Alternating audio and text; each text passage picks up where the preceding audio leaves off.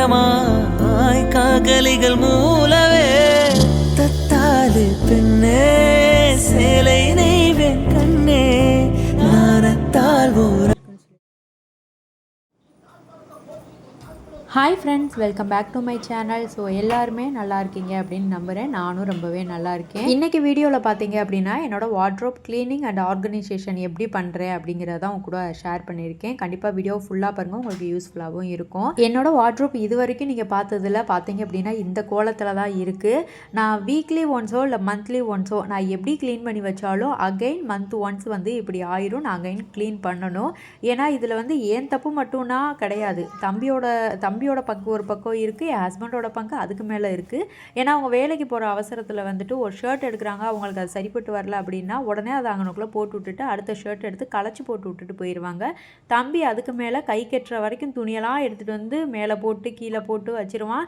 ஒரு சில நேரம் மடிக்க முடிஞ்சால் மடிப்பேன், இல்லைன்னா அப்படியே தூக்கி நானும் உள்ளே திணிச்சிருவேன். ஸோ இப்படி தான் இந்த வாட்ரோப் வந்து மெஸ்ஸி ஆகிறதுக்கான காரணம்.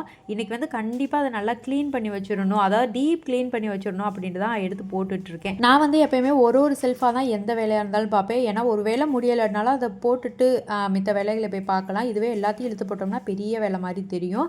ஃபஸ்ட்டு வந்து அந்த கீழே இருக்க ஒரு செல்ஃபில் வந்து துணி எல்லாத்தையுமே கீழே எடுத்து போட்டுட்டு அந்த நியூஸ் பேப்பரையும் நான் சேஞ்ச் பண்ணிடுறேன். இப்போ வந்து என்னோட துணி, ஹஸ்பண்டோட துணி, தம்பியோட துணி எல்லாமே மிங்கிளாகி கிடந்தது. அது எல்லாத்தையும் தனித்தனியாக எடுத்து அரேஞ்ச் பண்ணி மடித்து வச்சிட்ருக்கேன்.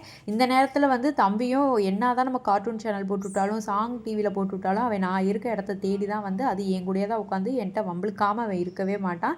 அப்படி நடக்கலைன்னா அந்த டேவே இருக்காது சொல்லப்போனால்.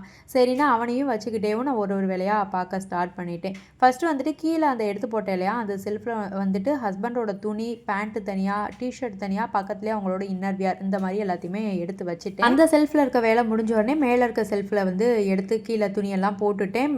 பேலன்ஸ் வந்து இந்த கொஞ்சம் ஷர்ட்லாம் ஆல்ரெடி மடித்து வச்சுருந்ததெல்லாம் அங்கே இருந்தது, அதையும் எடுத்து ஷர்ட்டில் வந்து அரேஞ்ச் பண்ணி வச்சுட்டேன். நான் தான் சொன்னேன் இல்லையா, எல்லாமே மிங்கிளாகி கிடக்குன்றதுனால அப்பப்போ எடுத்து அப்படியே மடித்து வச்சுக்கிட்டே இருந்தேன்.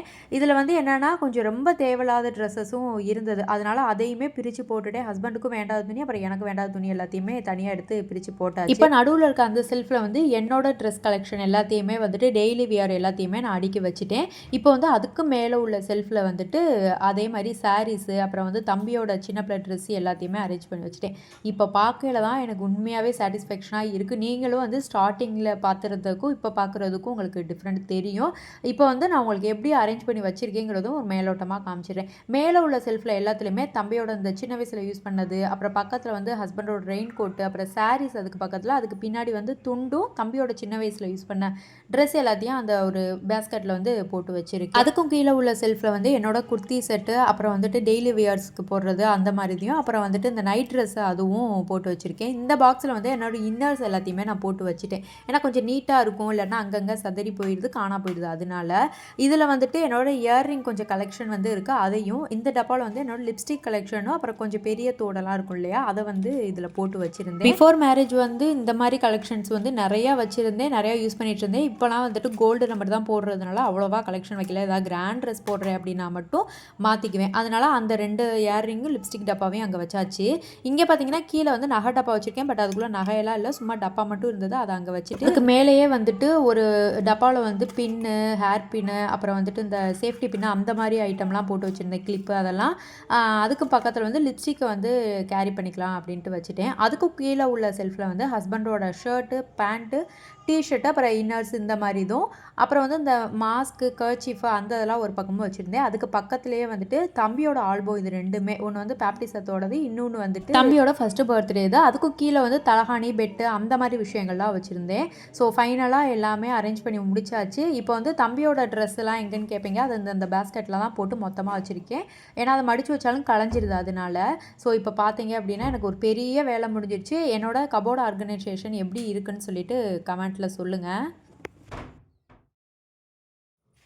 இந்த வேலை எல்லாமே முடிச்சுட்டு நைட் டின்னருக்கு தான் வந்துட்டேன். இன்றைக்கி வந்துட்டு என்னென்னா சப்பாத்தியும், அப்புறம் வந்துட்டு மஷ்ரூம் கிரேவி பெப்பர் கிரேவி தான் ரெடி பண்ணலாம் அப்படின்னு சொல்லிட்டு எடுத்து பார்த்தா சப்பாத்தி மாவு வந்து கம்மியாக தான் இருந்தது. அதனால் தம்பிக்கு மட்டும் சப்பாத்தி போட்டுட்டு எனக்கும் ஹஸ்பண்டுக்கும் சாதம் வச்சுக்கலாம் அப்படின்னு சொல்லிட்டு ரெடி பண்ணிட்டு இருந்தேன். தம்பிக்கு வந்து சப்பாத்தி கொடுத்தா நல்லா சாப்பிடுவான் சாதத்தை விட. அதனால ஃபஸ்ட்டு வந்து மாவெல்லாம் நல்லா பிசைஞ்சு வச்சுட்டேன். இப்போ வந்து மஷ்ரூமை வந்து எப்படி க்ளீன் பண்ணுறது அப்படின்னு சொல்லிட்டு நான் உங்களுக்கு சொல்கிறேன். நிறைய பேருக்கு தெரியும், இருந்தாலும் தெரியாதவங்க கேட்டுக்கோங்க.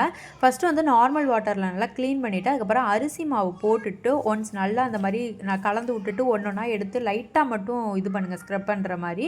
பார்த்திங்க அப்படின்னா அதில் உள்ள அழுக்கு எல்லாமே சுத்தமாக அப்படி ரொம்ப சுத்தமாயிரும். அழுக்கு எல்லாமே போயிட்டு நீங்கள் ஒன்ஸ் இதை ட்ரை பண்ணி பாருங்கள். பார்த்தீங்க அப்படின்னா அந்த மணல் எல்லாமே போயிட்டு நல்லாவே சுத்தமாக்கி கொடுத்துரும். ஸோ இப்படி க்ளீன் பண்ணி நீங்களும் பாருங்கள். இப்போ வந்து வெங்காயம், தக்காளி, இஞ்சி பூண்டு பேஸ்ட்டு இது எல்லாத்தையுமே நான் ரெடி பண்ணி வச்சுக்கிட்டேன். இப்போ வந்து கடாயில் வந்து எண்ணெய் ஊற்றிட்டு வெங்காயம் போட்டு நல்லா பொரியட்டும். ஒரே ஒரு பச்சை மிளகா மட்டும் சேர்த்துக்கோங்க. நான் வந்துட்டு வெங்காயம் வதங்குற கேப்பில் எனக்கும் ஹஸ்பண்டுக்கும் சாதத்துக்கு மட்டும் ஏற்றி விட்டுட்டேன். ஏன்னா அப்போனா தான் கிரேவி பண்ணி முடிக்கிறதுக்கு சாப்பாடுக்கும் கரெக்டாக இருக்கும். வெங்காயம் இந்த பக்கம் நல்லா வதங்கினதுக்கு அப்புறமா இஞ்சி பூண்டு பேஸ்ட் வந்து தட்டி வச்சுருந்தேன். ரொம்ப பேஸ்ட்டாக இல்லாமல் கொஞ்சம் தட்டி வச்சு சேர்த்துருங்க. அதுவும் வதங்கினதுக்கப்புறமா தக்காளி, உப்பு, மஞ்சள் தூள் இது போட்டு நல்லா வதங்கட்டும்.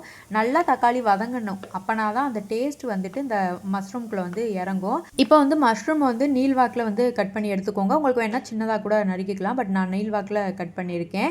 இந்த கேப்பில் வந்துட்டு மிளகாய்த்தூள், மல்லித்தூள், அப்புறம் வந்து கரம் மசாலா இது மூணுமே வந்து தக்காளி வெங்காயம் வதங்கணுன்னே சேர்த்துக்கோங்க. அந்த மசாலாவில் வந்து எண்ணெய் பிரிஞ்சு வந்தோடனே கட் பண்ணி வச்சுருக்க மஷ்ரூமையும் சேர்த்துக்கிட்டு நல்லா கிண்டி விட்டுட்டு, ரொம்பவும் கிண்டிடாதீங்க, கிண்டி விட்டுட்டு தேவையான அளவு தண்ணி ஊற்றிடுங்க. அது பாட்டுக்கு அந்த பக்கம் வெந்துட்டுருக்கும். இப்போ வந்து நான் லேயர் சப்பாத்தி தான் ரெடி பண்ணுறேன். எப்படி அப்படின்னா எப்பயும் போல் சப்பாத்தி மாவை திரட்டிட்டு நடுவில் எண்ணெய் ஸ்ப்ரே பண்ணிடுங்க.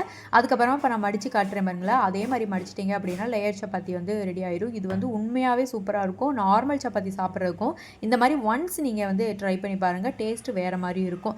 ஸோ நான் லேயர் சப்பாத்திக்கும் ரெடி பண்ணி வச்சுட்டு இந்த பக்கம் வந்து நல்லா எண்ணெய் பிரிஞ்சு வந்ததுக்கப்புறமா மிளகுத்தூள் 1 டேபிள் ஸ்பூன் ஃபுல்லாக நல்லா சேர்த்துக்கோங்க. அதுக்கப்புறமா பட்டர் 1 டேபிள் ஸ்பூன் வந்து சேர்த்துக்கோங்க. அப்புறம் கொஞ்சமாக கொத்தமல்லி சேர்த்துட்டு இறக்குனீங்க அப்படின்னா டேஸ்ட்டு வேறு லெவலில் இருக்கும். நான் உண்மையாகவே சொல்கிறேன், டேஸ்ட் எனக்கு ரொம்ப பிடிச்சிருந்துச்சி. சாதத்து கூட வச்சு சாப்பிடவும் நல்லா இருந்தது. பட் சப்பாத்தி கூட வச்சு சாப்பிட எனக்கு இன்னும் பிடிச்சிருந்தது.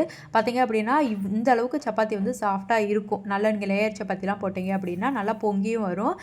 இப்போ நான் வந்து பிரித்து காமிக்கிறேன் எவ்வளோ அழகாக அந்த லேயர் வந்திருக்குன்னு பாருங்கள். கண்டிப்பாக இந்த மஷ்ரூம் கிரேவி அண்ட் சப்பாத்தி கண்டிப்பாக ட்ரை பண்ணி பாருங்கள். மஸ்ட் ட்ரைனே சொல்வேன். ஏன்னா அந்த அளவுக்கு டேஸ்ட்டு சூப்பராக வந்திருந்தது. ஸோ நாங்களும் நைட் டின்னரை முடிச்சிட்டோம். ஃபைனலாக இந்த வீடியோட எண்டுக்கும் வந்தாச்சு. இந்த வீடியோ ஏதோ ஒரு வகையில் உங்களுக்கு யூஸ்ஃபுல்லாக இருக்கும். யூஸ்ஃபுல்லாக இருந்துச்சுன்னா நம்ம சேனலை சப்ஸ்கிரைப் பண்ணிக்கோங்க. இதே மாதிரி இன்ட்ரெஸ்டிங்கான இன்னொரு வீடியோவில் பார்க்கலாம். அது வரைக்கும் பாய்.